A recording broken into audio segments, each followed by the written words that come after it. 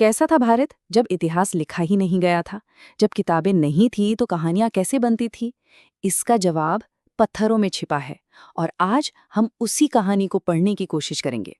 तो सवाल ये उठता है कि हम उस इतिहास को जानते कैसे हैं जिसमें कोई शब्द नहीं, कोई किताब नहीं, कोई स्मारक नहीं। ये ना एक जासूसी के काम जैसा है, जहां हमारे सुराग हैं पत्थर के औजार और पुरानी हड्डियां। आइए इन सुरागों को एक एक कर जोड़ते हैं और देखते हैं कि कहानी क्या शक्ल लेती है। हमारी सारी जानकारी आप समझिए ऐसी ही आर्कियोलॉजिकल डिस्कवरीज से मिलती है, जहां हर पत्थर जैसे कुछ कह रहा हो। ये जो पत्थर के औजार है ना, ये हमारे सबसे बड़े क्लू हैं। यही बताते हैं कि उस जमाने के लोग कैसे रहते थे, क्या करते थे। तो चलिए कहानी की शुरुआत करते हैं इसके पहले पड़ाव से, पूरा पाषाण काल से, यानी पुराना पत्थर का युग। ये वो वक्त था जब इंसानों ने भारत की जमीन पर अपने पहले कदम रखे थे। ये दौर इतना इतना लंबा था कि सोचिए, अगर पूरे मानव इतिहास को एक दिन मान ले तो लिखा हुआ इतिहास तो बस आखिरी के कुछ सेकंड्स के बराबर होगा। उस वक्त की दुनिया आज से बहुत बहुत अलग थी। जैसा कि हम देख सकते हैं, उस समय के लोग एक जगह टिक कर नहीं रहते थे। वे शिकारी थे और खाने की तलाश में छोटे छोटे गुटों में घूमते रहते थे।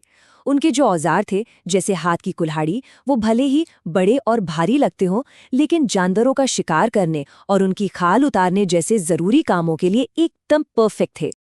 अब भारत के इस गहरे अतीत को समझने की जो कहानी है ना, वो एक खास शख्स और उनकी एक बहुत ही अहम खोज से शुरू होती है। एक ऐसी खोज जिससे हमारा इतिहास देखने का नजरिया ही बदल कर रख दिया। और वो शख्स है रॉबर्ट ब्रूस फूट। उन्हें father of Indian prehistory भी कहा जाता है। क्यों? क्योंकि उन्होंने ही पहली बार भारत में पाषाण युग के औजार खोजे थे और पूरी दुनिया को ये बताया कि भारत का इतिहास कितना कितना पुराना है। ये जानना बहुत दिलचस्प है कि 1863 में पहली खोज तो हो गई, लेकिन भारत में पहला इंसानी जीवाश्म मतलब ह्यूमन फॉसिल मिलने में 100 साल से भी ज्यादा लग गए। 1982 में अरुण सौंक्या की ये जो खोज थी, ये एक बहुत बड़ी, एक मील का पत्थर साबित हुई। ये कुछ खास जगह हैं जहां हमें उस दौर के पक्के सबूत मिले हैं, जैसे नर्मदा घाटी जहां पहला मानव जीवाश्म मिला, या फिर भीमबेटका की गुफाएं जहां की दीवारों पर बनी पेंटिंग्स हमें उस जमाने की कहानियां सुनाती हैं, शिकार की, नाच गाने की और भी बहुत कुछ।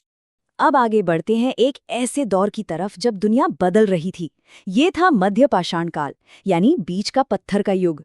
ये वो दौर था जब इंसानों ने नए माहौल में ढलने के लिए नए नए तरीके सीखे। इस युग को एक पुल की तरह समझ सकते हैं, जो पुराने शिकारी जीवन को आने वाले खेती के युग से जोड़ रहा था। इस दौरान इंसानों ने बदलते मौसम के हिसाब से जीना और नई नई टेक्नोलॉजी बनाना सीखा। इस दौर का सबसे बड़ा बदलाव था औजारों में।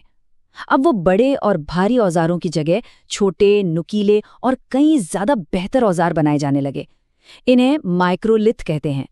ये इतने छोटे होते थे कि इन्हें हड्डी या लकड़ी के हैंडल में फिट करके तीर और भाले जैसे खतरनाक हथियार बनाए जा सकते थे।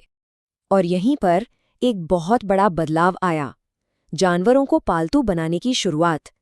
मध्य प्रदेश में आदमगढ़ जैसी जगहों पर हमें पशुपालन के सबसे पहले सबूत मिलते हैं। ये शिकार पर पूरी तरह से निर्भर रहने की आदत को कम करने की तरफ एक बहुत बड़ा कदम था। जरा सोचिए, आज से करीब 7000 साल पहले, मतलब 5000 ईसा पूर्व के आसपास, इंसान ने जानवरों को पालना शुरू कर दिया था। ये वाकई मानव इतिहास का एक टर्निंग पॉइंट था।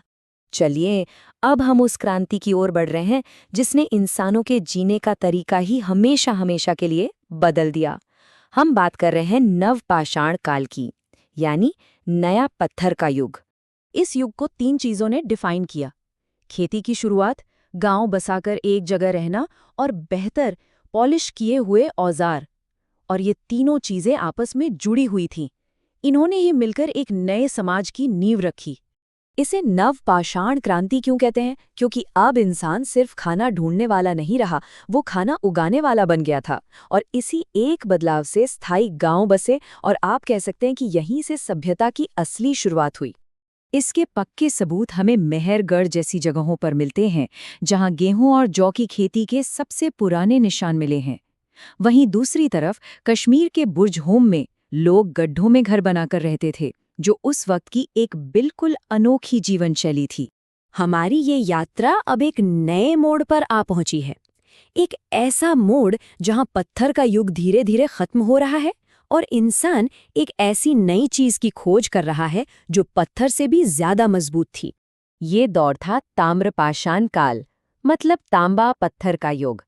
इस समय लोग पत्थर के औजारों का इस्तेमाल तो कर ही रहे थे, लेकिन साथ ही साथ उन्होंने पहली धातु तांबे का इस्तेमाल करना भी सीख लिया था। तो एक सवाल, क्या कोई अंदाजा लगा सकता है कि वो पहली धातु कौन सी थी जिसने इंसान को पत्थर के युग से आगे बढ़ने की ताकत दी? जवाब है तांबा, कॉपर।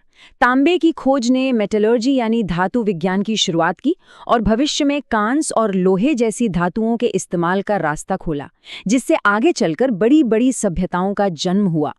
तो अगर हम अपनी पूरी यात्रा को संक्षिप्त में देखें तो इसे 3 हिस्सों में बांट सकते हैं। पहला, पुरापाषाण काल, जहां जीने का संघर्ष था।